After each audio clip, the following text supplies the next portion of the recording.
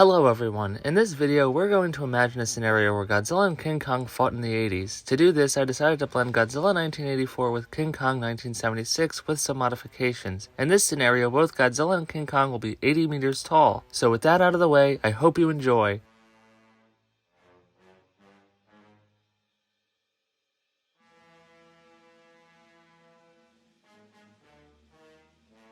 Out on the northern Pacific Ocean near the uninhabited Daikuku Island, a Japanese fishing vessel, the Yatamaru No. 5, is trying to find its way to shore in a fierce storm after a volcanic eruption. The eruption awakens a giant monster who suddenly bursts out of the island and attacks the fishing boat. The next morning, reporter Goro Maki finds the boat intact but deserted. He explores the ship. Goro finds all the crew dead with their bodily fluids seemingly drained except for one young man named Hiroshi Okamura, who has been badly wounded. After getting attacked by a giant sea louse, Goro is eventually saved when Hiroshi regains consciousness and stabs it with a hatchet. In Tokyo, Okamura is kept isolated in a hospital room and meets with Dr. Hayashida, who presents him with pictures of Godzilla attacking Tokyo back in 1954. After looking at pictures, Okamura confirms that the monster he saw looks similar. Hayashida confirms that a new Godzilla must have been awoken. He believes the volcanic eruption from 3 months ago is responsible. The Godzilla from 1954 had been killed by the brave scientist Daisuke Serizawa. His invention, the Oxygen Destroyer, killed Godzilla and himself, ensuring that the Oxygen Destroyer could never be used again. The Japanese government decides that the news of Godzilla's return is to be kept secret. Goro is forbidden to publish his story in the news to avoid creating a mass panic. Instead, Goro tips Okamura's sister Naoko off about her brother's whereabouts, though this is merely a pretext for Goro to get a photograph for his story, which upsets Naoko. Meanwhile, a research ship from the United States is sent to explore an island near the Philippine Sea thought to be rich in oil. Paleontologist Jack Prescott sneaks aboard, having heard strange rumors about Skull Island. Jack attempts to warn the crew about the island, citing previous failed expeditions. He explains that Skull Island is thought to be home to a great beast with a loud roar. Initially, the crew begins to think that Jack is a spy from a rival corporation and shrug off his comments, thinking his story is merely a legend. After looking into Jack's background, the crew decides that he can be the expedition's photographer. While en route, the crew rescues a woman named Dwan, the survivor of a shipwreck.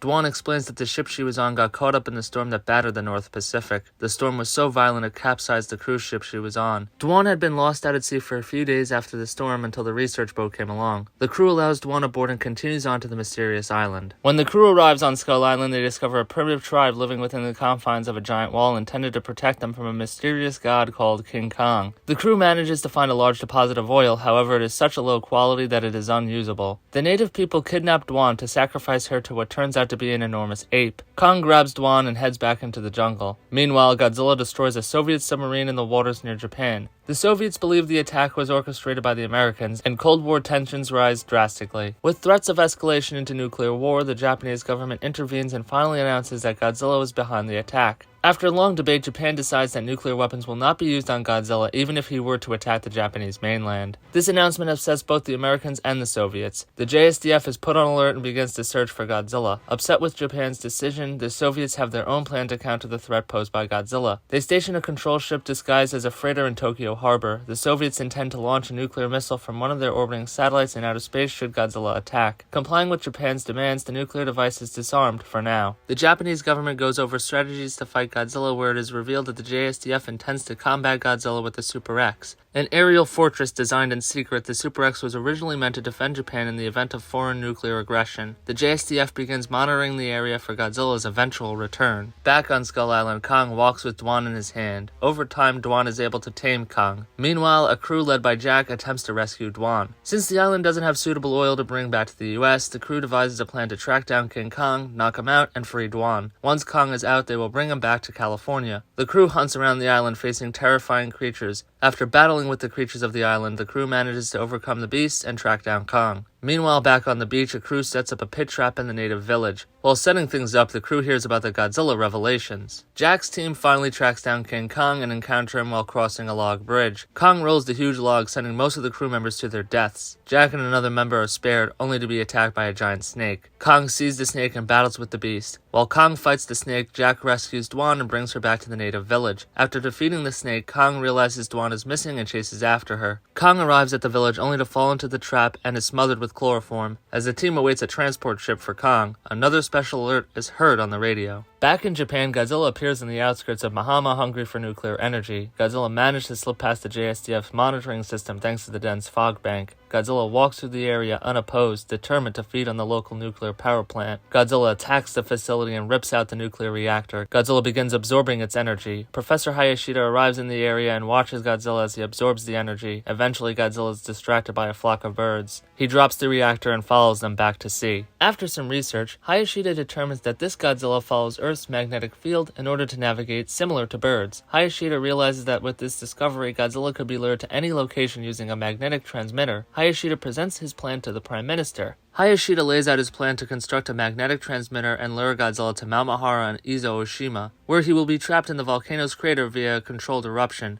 The Prime Minister approves of Hayashida's plan and sends a team along with Okamura and Dr. Miyami to the island to begin preparations. Before leaving Skull Island, Jack overhears a report about the Japanese military on high alert after Godzilla recently attacked a power plant near Tokyo. Realizing the military will be no match for Godzilla, Jack decides to bring King Kong to Japan to stop Godzilla. Kong is successfully loaded onto the transport ship and begins his journey. It will take about a week for the ship to reach Tokyo from Skull Island. Jack wonders who could win in a fight, Godzilla or Kong. In the meantime, Jack and Dawson decide to go and check in on Kong, who is still passed out. A week later, Godzilla is sighted in Tokyo Bay. A state of emergency is declared and mass evacuations begin. The military prepares for Godzilla and gets ready to engage in the Bay Area. Eventually, Godzilla emerges out of the bay and roars. The JSDF begins their attack. Jets engage Godzilla, but they are no match for him. Godzilla heads to the coast. The military fires relentlessly at Godzilla, but their weapons are no use. Godzilla easily obliterates them with his atomic breath. As Godzilla comes ashore, he causes the Soviets' control ship to crash and capsize. Inside, the systems are damaged and accidentally start a countdown that will cause a nuclear missile to launch. A crew member attempts to stop the missile, but a small explosion kills him before he can do so. After making landfall, Godzilla begins his rampage, crushing buildings with his feet. Godzilla terrorizes Tokyo as people flee for their lives. Buildings are destroyed left and right by Godzilla. Godzilla fires his atomic breath, obliterating buildings. Godzilla walks down a city street, crushing everything. As he walks down a street, a nearby train tries to stop, but it isn't fast enough. Godzilla picks up a train car, roars, and then drops it. Godzilla trashes the area as he continues on to Shinjuku, the business district. Godzilla fires his atomic breath again, obliterating everything in sight. Back on the transport ship, the radio announces another special alert from Japan. The announcement says that Godzilla has obliterated Japan's forces in Tokyo Bay and is currently rampaging in the city. Thankfully, the transport ship is close and is only 30 minutes from Tokyo. Godzilla enters the business district, destroying everything in his path. Buildings collapse as Godzilla makes his way through the area. Godzilla uses his atomic breath to destroy some of Shinjuku's tallest buildings. The military attempts to slow Godzilla down before the Super X arrives. Two laser tanks arrive and engage Godzilla, firing at him to get his attention. In a building nearby, Goro, Hayashida, and Naoko race to complete the transmitter module. Due to Godzilla's destruction of Tokyo Bay, the transport ship is forced to dock further from Godzilla's location. Jack and Dwan go out on the deck as the ship docks. A gust of wind blows Dwan's handkerchief as the two go back inside. The handkerchief lands on Kong. Realizing Dwan is nearby, Kong becomes restless. Kong goes crazy and breaks out of his holding cell on the ship. Kong wades through the water and gets on land and begins walking through the city. Kong terrorizes the nearby areas looking for Dwan.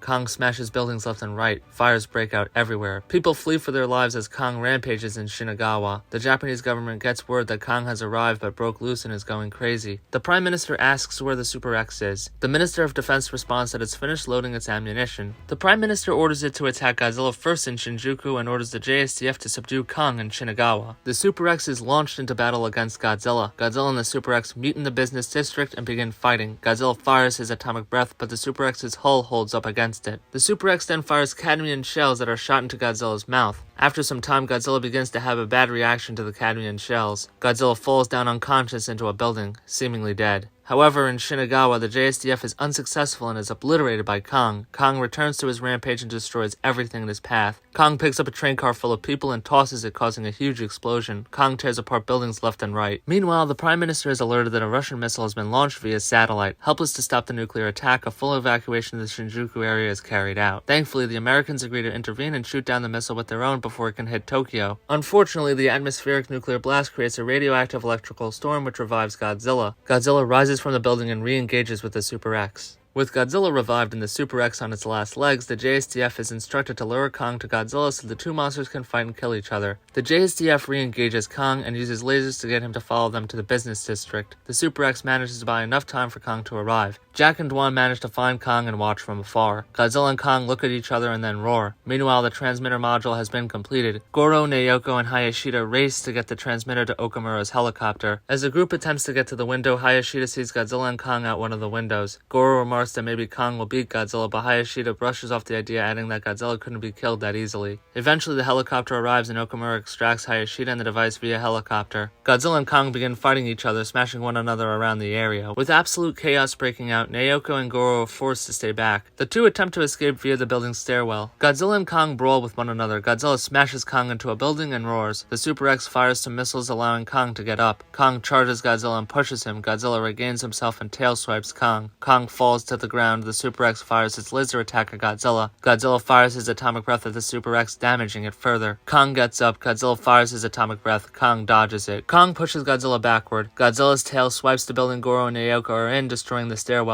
The monsters struggle with one another in the heart of Shinjuku. Jack and Dwan watch Godzilla and Kong battle with each other. Dwan wants to help, but Jack holds her back, saying it's too dangerous. The Super X moves in and fires at Godzilla again. Godzilla fires his atomic breath. Inside, the Super X's circuitry begins to go haywire and sparks. Kong swoops in and pummels Godzilla, allowing the Super X to get some distance. Godzilla struggles with Kong, destroying buildings left and right. Explosions go off as the monsters go back and forth. Dwan screams as Kong is tail whipped into a building. Kong struggles to get up. Dwan wants to go and help him, but Jack reminds her that it's still not safe. Dwan decides against Jack's advice and begins running to Kong. The Super X re-engages with Godzilla. Godzilla has a final battle with the Super X. The two go back and forth for a while, exchanging attacks. Eventually, Godzilla damages the aircraft so critically that the crew has to make an emergency landing in the distance. Godzilla moves in on the aircraft and topples a building that falls on top of the Super X, destroying it once and for all. Dwan makes it to Kong. Kong wakes up and looks at Dwan. Dwan encourages Kong to get up and keep fighting. After looking at each other for some time, Kong gains the strength to go on. Meanwhile, Goro and Naoko find a fire hose and attempt to escape the building. A nearby bystander holds the hose, allowing Goro and Naoko to quickly escape. Godzilla destroys the surrounding area, trapping Goro and Naoko. Thinking all is over, the two cower in fear as the monster gets closer. King Kong swings into action and pushes Godzilla away, allowing Goro and Naoko to escape the area. Godzilla and Kong battle some more. Godzilla fires his atomic breath. Kong dodges it. Godzilla charges Kong. Kong jumps away and onto a nearby building. Kong climbs the building and then jumps to another. Unable to keep track of Kong, Godzilla angrily fires his atomic breath. Buildings collapse as Godzilla tries to kill Kong once and for all. At the same time, Hayashida arrives on Oshima Island and activates the transmitter. Kong jumps from skyscraper to skyscraper. Godzilla looks up again and waits for the right time to strike. Godzilla fires his atomic breath, grazing Kong. Kong loses his balance and falls to the ground. Godzilla fires his atomic breath at Kong, smashing him into a building. Godzilla moves in on Kong, but Kong quickly regains himself and climbs another building. King Kong gets high enough and begins jumping from building to building again. Furious, Godzilla fires his atomic breath repeatedly at the buildings, trying to get Kong. Eventually, Godzilla's atomic breath strikes the building Kong is on. The building collapses to the ground, trapping Kong in the rubble. Godzilla begins moving in on the rubble, ready to finish Kong once and for all. Godzilla advances toward the debris until Hayashida's transmitter frequency reaches Tokyo, attracting Godzilla's attention. Godzilla stops in his tracks and proceeds to leave Tokyo and heads back to Tokyo Bay. Goro and Naoko remark that Hayashida must have made it and that the device was successful. Confused, Jack and Dwan watch Godzilla leave and then run into the debris to help Kong. Godzilla begins swimming across the ocean to Mount Mahara. Once on the island, Godzilla notices a signal device. Fascinated, Godzilla walks towards it. As Godzilla walks towards the device, he falls into the mouth of the volcano, which is rigged with bombs. Okamura detonates the charges, causing a volcanic eruption.